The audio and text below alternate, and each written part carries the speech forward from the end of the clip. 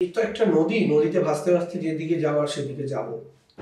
আবেগ আর বাস্তবতা দুটো আলাদা জিনিস। আমি রাজনীতিতে যেটা বুঝেছি, যেটা শিখেছি।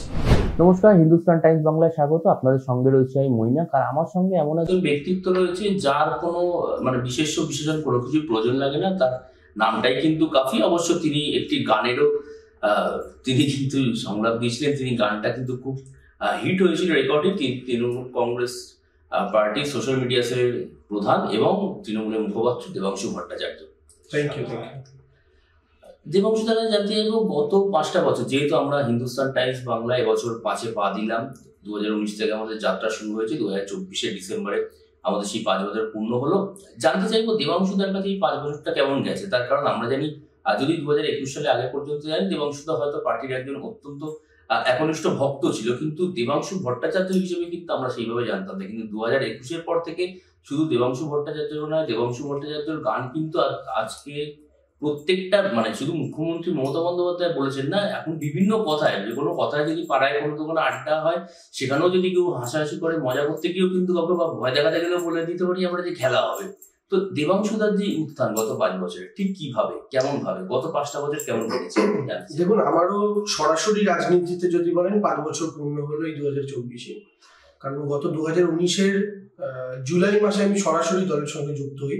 তার আগে 2011 থেকে দলের কর্মী হিসাবে ছিলাম। সোশ্যাল মিডিয়াতে দলের হয়ে প্রচার করা, সেই দায়িত্ব পালন করেছি স্বেচ্ছায়, দলের সঙ্গে সরাসরি যুক্ত না হয়। কিন্তু 2019-এর জুলাই মাসে আমাদের দলে যখন প্রথম মিডিয়া সেল গঠিত হলো, সেই প্রথম মিডিয়া সেল গঠন হওয়ার পর প্রথম যে মুখপাত্রদের তালিকা তৈরি হয়েছিল, তার মধ্যে আমি অন্যতম একজন ছিলাম। সেই জায়গা থেকে শুরু। 2024-এ সেই জুলাই মাস আমরা পেরিয়ে প্রায় 2025-এর দোরগোড়ায়, প্রায় 5.5 বছর আমারও অতিক্রান্ত সরাসরি দলের সঙ্গে। আর যদি সোশ্যাল মিডিয়া প্রচার করাটাকেও দলের একজন কর্মী হিসাবে ধরি, তাহলে তো স্বাভাবিকভাবে প্রায় 14 বছরের কাছাকাছি হতে চলছে, 2010-এর শেষ থেকে যদি ধরি। তো স্বাভাবিকভাবে এটা আমার কাছে একটা স্বপ্নের যাত্রার মতো। স্বপ্নের যাত্রা এই কারণে, কারণ আমার তো কোনো পলিটিক্যাল ফ্যামিলি ব্যাকগ্রাউন্ড নেই।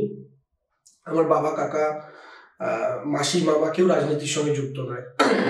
সেই জায়গা থেকে একজন অতি সাধারণ নিম্ন মধ্যবিত্ত পরিবার,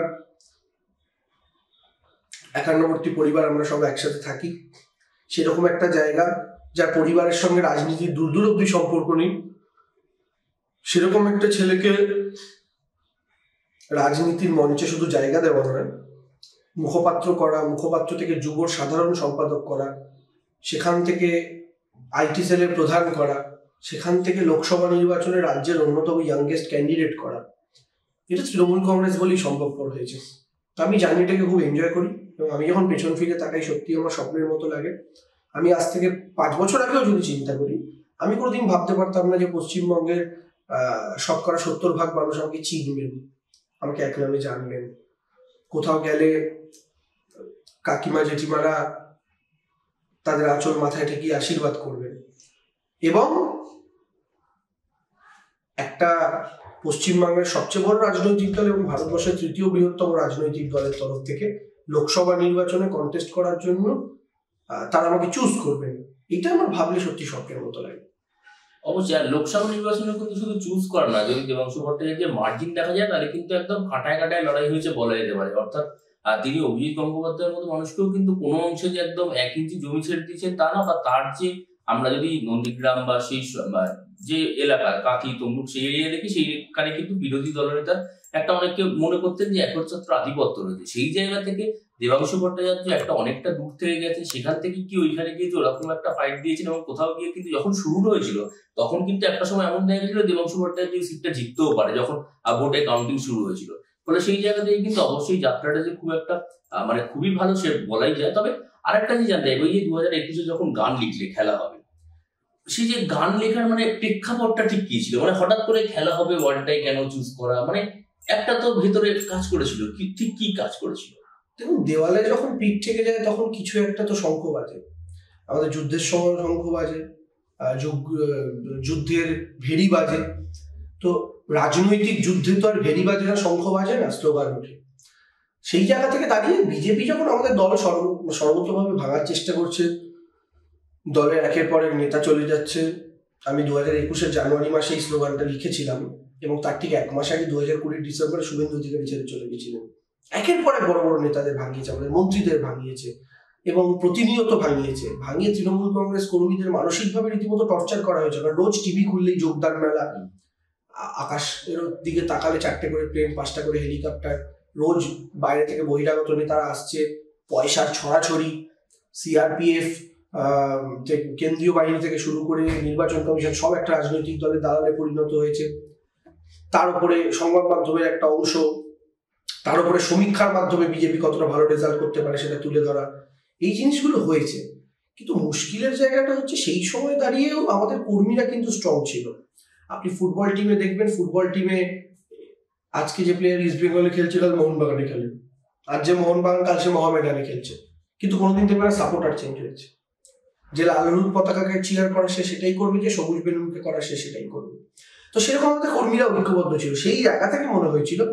প্লাস মমতা বন্দ্যোপাধ্যায় একবার বলেছিলেন যে আমি দেখতে চাই আমি একা থাকবো, তোমরা সবাই আমার সাথে খেলতে পারো কিনা। এই কথাটা আমার কোথাও কি মাথায় লেগেছিল, তোমরা আমার সাথে খেলতে পারো কিনা। আমরা দেখলাম সত্যিই তো ওরা যখন সব দিক থেকে অ্যাডভান্টেজ পজিশনে আছে বলে ওরা মনে করছে, তাহলে আমাদের একমাত্র একজন প্লেয়ার, ওদের 11 জন প্লেয়ার, ওদের সবার পায়ে প্যাড আছে, বুট আছে, হাতে ব্যাট আছে, মাথায় হেলমেট আছে, বল ওদের, ব্যাট ওদের, উইকেট ওদের, আম্পায়ার ওদের, গ্যালারিতে শুধু দর্শক বসে আছে। ওদের 11টা প্লেয়ার, তার এগেনস্টে আমাদের একটাই প্লেয়ার। আমাদের প্লেয়ারের পায়ে আবার বুট নেই, হাওয়াই চটি আছে, তাহলে খেলা হবে। সেই সময় ইনজিওর ছিলেন, সেই সময় একদম। এবং সেই প্লেয়ারও এত ভালো খেলছিলেন, শুধু হাওয়াই চটি পরেই তাকে ইনজিওর করে দেওয়া হলো। সেই জায়গা থেকে দাঁড়িয়ে এক পায়ে তার এই রেজাল্ট, গোটা একটা মেশিনারিকে হারিয়ে দেওয়া, যাদের ভারতবর্ষে কেউ হারাতে পারছিল না।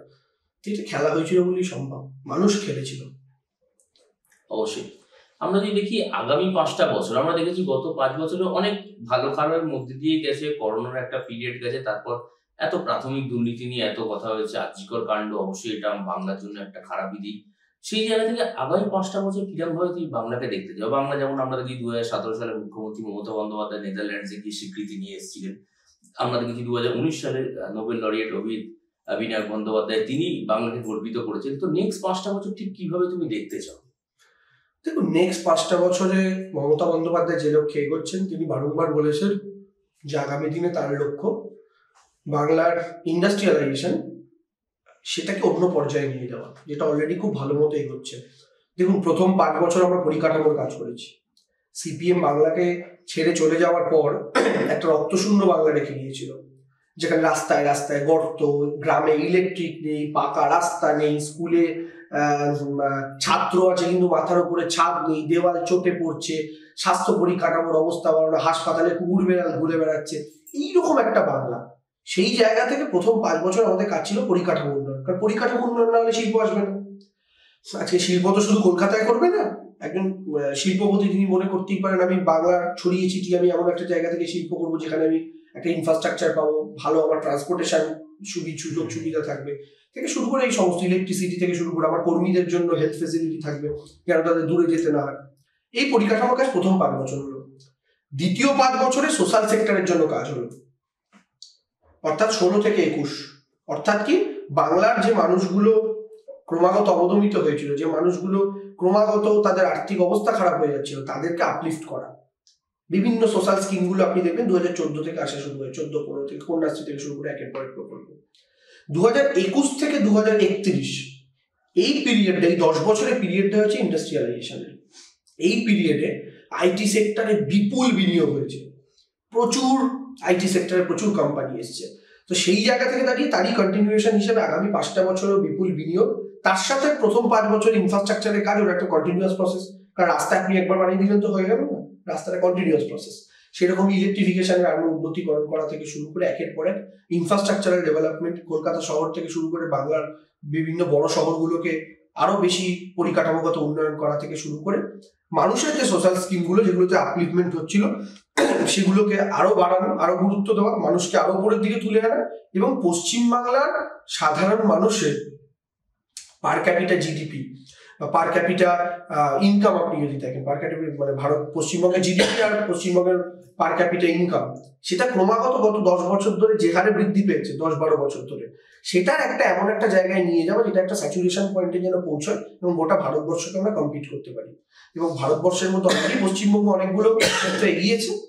আমরা চাই এই ক্ষেত্রে, এই সমস্ত ক্ষেত্রে ইন্ডাস্ট্রিয়ালাইজেশন থেকে শুরু করে একের পরে যে ক্ষেত্রগুলো আছে, অলরেডি স্বাস্থ্য পরিকাঠামোয় আমরা 1 নম্বরই, এমএসএমইতে আমরা 1 নম্বর, প্রচুর ক্ষেত্র আছে 1 নম্বর, কৃষিতে আমরা 1 নম্বর, এই সেক্টরেও আমরা আস্তে আস্তে 1 নম্বরের দিকে আগামী 5 বছরে এগিয়ে যাবো।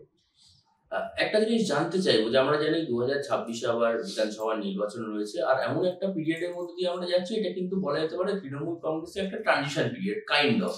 কারণ আমরা জানি নেক্সট 5 বছরের মধ্যে কিন্তু মুখ্যমন্ত্রী মমতা বন্দ্যোপাধ্যায় তিনিও 7-এর ঘরে পা দেবেন, অর্থাৎ 70-এ চলে যাবেন। আবার অন্যদিকে অভিষেক বন্দ্যোপাধ্যায়, তাকে নিয়ে কিন্তু ইতিমধ্যেই যারা তৃণমূল কংগ্রেসের যুব কর্মী রয়েছেন তাদের মধ্যে কিন্তু একটা আলাদা আবেগ কাজ করছে, আলাদা একটা উৎসাহ কাজ করছে যে অভিষেক বন্দ্যোপাধ্যায়কেও পরবর্তী সময় তারা যদি বাংলার মুখ্যমন্ত্রী বলে দেখতে পারেন। তো এই যে ট্রানজিশন পিরিয়ডে দাঁড়িয়ে দেবাংশু ভট্টাচার্যের ব্যক্তিগত কোনো অ্যাসপিরেশন আছে, মানে যেহেতু লোকসভার নির্বাচনে আপনি লড়েছেন, সেই জায়গা থেকে পরবর্তী 2026-এ বিধানসভার বা ব্যক্তিগত কোনো অ্যাসপিরেশন, বিধায়ক হবো না নেতা থাকবো, যেমন অনুব্রত মণ্ডল বলতেন আমি নেতা বানাবো বা আমি বিধায়ক বানাবো, আমি সাংসদ তৈরি করবো। আবার কেউ বলেছেন না আমি মানুষের সেবা করতে চাই, মানুষের জন্য বিধায়ক হতে চাই, সাংসদ হতে চাই। সেই জায়গা থেকে ব্যক্তিগতভাবে দেবাংশু ভট্টাচার্যের লক্ষ্যটা কি? দেখুন, আমার লক্ষ্য বলতে এই তো একটা নদীতে ভাসতে ভাসতে যেদিকে যাওয়ার সেদিকে যাব, কিন্তু আদর্শচ্যুত কখনো হতে পারবো না। এটা একটা লক্ষ্য যেন কোনদিন আদর্শচ্যুত না হই। মমতা বন্দ্যোপাধ্যায় কে ব্যক্তিগতভাবে শুধু আদর্শ মনে করা নয়, তার প্রতি যে আবেগ, যে ইমোশনটা জড়িয়ে রয়েছে, সেই ইমোশনটাই রাজনীতিতে আমার বেড়ে ওঠা পথ বলতে পারে। সেই জায়গা থেকে যেন কখনো সরতে না হয়, সেটাই আমার লক্ষ্য। দ্বিতীয়ত, অবশ্যই দল আমাকে 2024-এর মতো বৃহত্তর একটা লড়াইতে যোগ্য মনে করেছে, লড়াই করিয়েছে। দল 26-এ যদি যোগ্য মনে করে আমি লড়াই করানোর, আমি লড়বো। এবং অবশ্যই কেউ যদি বলে জনপ্রতিনিধি হওয়ার ইচ্ছা আমার নেই, আমি সে কথা বলবো না। অবশ্যই ইচ্ছা আছে, দল যদি সুযোগ দেয় আমি জনপ্রতিনিধি হতে রাজি আছি। কারণ একটা নির্দিষ্ট এরিয়াকে সার্ভ করার আমার বলতে পারেন একটা নির্দিষ্ট এরিয়াকে সার্ভ করার ইচ্ছা আছে। যে একটা এলাকা হবে, সেখানকার মানুষদের নিয়ে কিছু স্বপ্ন থাকবে। যেমন একটা ছোট্ট ঘরকে সাজানোর স্বপ্ন দেখেন আমাদের মায়েরা, তেমন আমারও স্বপ্ন আছে একটা নির্দিষ্ট এলাকা হবে, সেই এলাকাটাকে সাজাবো নিজের মতো করে। তো সেটা জনপ্রতিনিধি হলেই সম্ভব। তো সেটা যদি দল কখনো সুযোগ দেয় অবশ্যই আমি রাজি আছি। কিন্তু তার বাইরেও যে সাংগঠনিক দায়িত্ব দল যখন যা দিয়েছে সেটা 100% পালন করেছে, আগামী দিনেও করবো। অবশ্যই। আর একটা জিনিস জানতে চাইবো যে আমরা যদি 2021 নির্বাচনটা দেখে থাকি, একদম শেষ দুটো প্রশ্ন, নির্বাচন দেখে থাকি, তাহলে আমরা দেখেছি প্রচুর মানুষ, মানে প্রচুর নেতারা কিন্তু তৃণমূল থেকে ছেড়েছেন, চলে গেছেন, কাউকে গদ্দার বলা হয়েছে, আবার তারাই কিন্তু গদ্দারেরই সতীর্থ হয়ে ফিরে এসেছেন। আপনি কি এটা চাইবেন আগামী 5 বছরে যদি কোনো এরকম নেতা তৃণমূল থেকে ছেড়ে অন্য কোথাও যান, যেন তারা পরবর্তীকালে না ফেরেন? কারণ আপনারকে নিয়ে অনেক সময় অনেক রকম কথা বলা হয়েছে, আপনার একটা ভিডিওকে নিয়ে, যেখানে আপনি বলেছিলেন যে যারা একবার চলে যাচ্ছে তাদেরকে আর কালীঘাটে ফিরতে দেওয়া যাবে না, কিন্তু তারপর আবার তারা দেখা গেছে একের পর এক নিশ্চয় বিধাননগরের নেতা হোক বা হুগলি ডোমজুর বা সেখানকার নেতা হোক, তারা কিন্তু ফিরে এসেছেন। কেউ ত্রিপুরার দায়িত্ব পেয়েছেন, কেউ বাংলার দায়িত্ব পেয়েছেন। কোথাও গিয়ে কি ব্যক্তিগতভাবে আপনার মনে হয় না, যেহেতু আপনি বলছেন 2011 আবেগ আর বাস্তবতা দুটো আলাদা জিনিস। আমি রাজনীতিতে যেটা বুঝেছি, যেটা শিখেছি, আবেগ তো থাকবেই, আমাদের আবেগ থাকাটা অস্বাভাবিক না, আমরা দলের কর্মী। 2021-এ ওই সময় যখন সবাই দল ছাড়ছেন, তখন আমরা আবেগ থেকে ওই কথা বলা। আজও যে আমি মনে করি ওই দিন দাঁড়িয়ে ওই কথা আমি ভুল বলেছিলাম তা কিন্তু নয়। আমি আজও মনে করি আমি ঠিক কথা বলেছিলাম। কিন্তু আপনি যদি রাজনীতির বাস্তবতাকে বোঝেন, আমি আপনাকে একটা ছোট্ট এক্সাম্পল দিই। ধরুন অর্জুন সিং খারাপ সময় ছেড়ে চলে গেছিল, ভালো সময় আবার ফিরেছিল। সেই মানুষটা আজও নেই সঙ্গে, আবার চলে গেছে। কিন্তু ওই মানুষটা তৃণমূল কংগ্রেসে এলেন, তাকে টিকিট দেওয়া হলো না, তিনি আবার চলে গেলেন। কিন্তু এই যে তৃণমূল বিজেপি 4 বার তার পার্টি চেঞ্জ, শেষে গিয়ে তিনি যখন বিজেপির ক্যান্ডিডেট আবার হলেন, বিজেপি কর্মীদের কাছে কি তার বিশ্বাসযোগ্যতাটা রইল? এবং তার ফলাফল দেখুন, উনি কিন্তু হারলেন নির্বাচন। ফলে অর্জুন সিং এর কাছে এমন পরিস্থিতি ছিল, হয় টিকিট না নিয়েই টিকে যাও, বিশ্বাসযোগ্যতা অন্তত আর ডুবতে দিও না, আর না হলে যত যাই হোক একটা টিকিট দরকার। ও যেদিকেই যেত সেদিকেই ফাঁসত। আপনি দেখুন ফাইনালি কিন্তু রাজনৈতিকভাবে অর্জুন সিং শেষ হলো। অর্থাৎ 2019-এ খারাপ সময় দলকে ছেড়ে গিয়ে যে ভুলটা করেছিল তার শাস্তি পেল, কর্মফল পেল। তো এখন যদি অর্জুন সিং সেদিনকে দল জয়েন না করতো, তাহলে আজকে অর্জুন সিং এই পরিণতি কি হতো? ও যদি কন্টিনিউয়াসলি বিজেপিতে থেকে যেত, গত 3 বছর ধরে বিজেপি করতো, বিজেপি তো বিশ্বাসযোগ্যতা বাড়তো ন্যাচারালি, সেটা তো ধাক্কা খেয়েছে। তো এইগুলো হচ্ছে রাজনীতির বৃহত্তর অ্যাসপেক্ট, যেটা দেখার দরকার, যেগুলো নিয়ে চিন্তা ভাবনা আমরা হয়তো অনেকে করি না। তো সেই জায়গা থেকে দেখি আমি আবার বলছি, রাজনীতি অনেক মারপ্যাচের লড়াই, অনেক ঘাত প্রতিঘাতের লড়াই, কিন্তু তৃণমূল কংগ্রেস এমন একটা দল যেখানে রাজনীতি কৌশল তো থাকবেই, রাজনীতি কৌশল ছাড়া তো রাজনীতি হবে না, কৌশল ছাড়া যুদ্ধ যেতে যায় না, কিন্তু তার সাথে আবেগও আছে। এই আবেগের জন্য আমি একা না, আমার মতো হাজার হাজার দেবাংশু এরকম অনেক কথা অনেক সময় বলে, কিন্তু আবেগ এক জায়গায়, বাস্তবতা আরেক জায়গায়।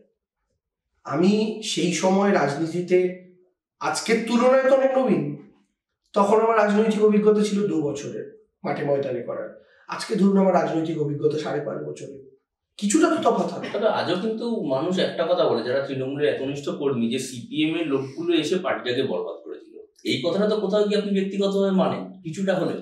দেখুন, কিছু জায়গায় সিপিএম এর লোক এসছে, কোথাও বিজেপির লোক এসছে, কোথাও বিজেপি তো ছিলই না। আমি বলছি কোথাও না কোথাও বিভিন্ন রাজনৈতিক দলের লোক এসে যুক্ত হয়েছে বলেই না আমরা 38% থেকে আজকে 48% ভোট পেয়েছি। যদি অন্য মানুষ নাই আসে তাহলে ভোটটা বাড়ছে কি করে, সংগঠনটা বাড়ছে কি করে? আকাশ থেকে তো মানুষ পড়বে না, সংগঠন বাড়ছে, অন্য লোক এসছে বলেই বাড়ছে। তো সেটা স্বাভাবিক প্রসেস একটা, এটাতে আমি আর কিছু দেখি না। এসে দলটাকে শেষ করে দিল, আর একটা দলকে শেষ করে দেওয়া তো সহজ না, আর শেষ করে দিচ্ছে কিনা তার প্রমাণ হচ্ছে ভোট শেয়ার।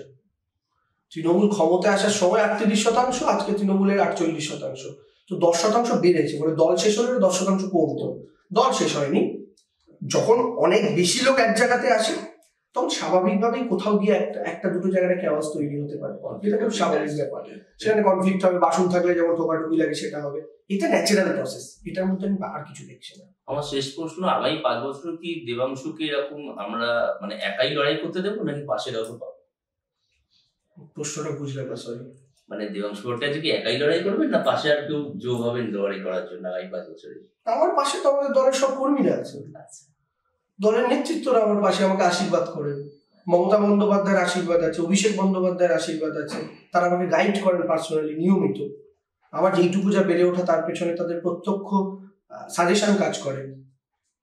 তো এই মানুষগুলো তো আছেন, তাই পাশে আপনি আর স্পেশালি কাকে চাইছেন? আচ্ছা, স্পেশাল কাউকে তার মানে চাইছেন না এই মুহূর্তে? আমরা কথা বলে দিলাম দেবাংশু ভট্টাচার্যের সঙ্গে, তিনি জানাচ্ছিলেন যে কিভাবে আগামী 5টা বছর চান তিনি বাংলার যে শিল্পের ডেভেলপমেন্ট, সেই শিল্প ডেভেলপমেন্ট যেন আরো বেশি করে হয়। মুখ্যমন্ত্রী মমতা বন্দ্যোপাধ্যায় তার যে স্বপ্ন, সেই যে স্বপ্নের বাস্তবায়ন, সেটা যেন বাস্তবায়ন আরো ভালোভাবে হয়। ক্যামেরায় অর্ক মাইতির সঙ্গে মৈনাক মিত্রের রিপোর্ট, হিন্দুস্তান টাইমস বাংলা।